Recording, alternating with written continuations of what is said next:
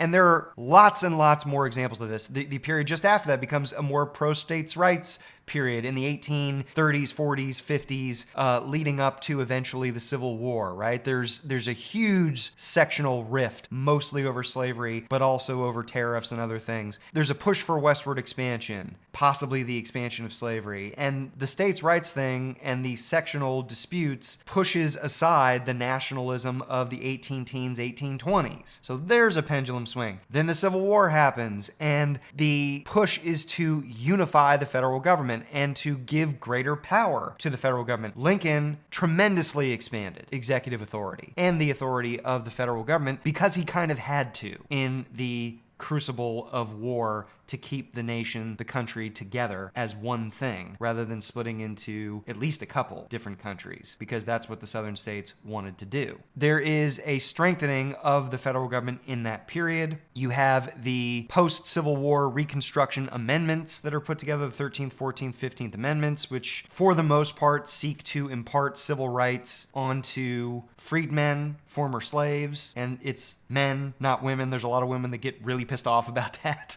because a lot of women had become big crusaders in the abolitionist movement, and they were really, really, really pissed off that they did not get the vote along with non-white men via the 15th Amendment. And there's this push in the 1860s and 70s and into the 80s a little bit to really try to make freedmen equal citizens. But it doesn't last. There's a push back.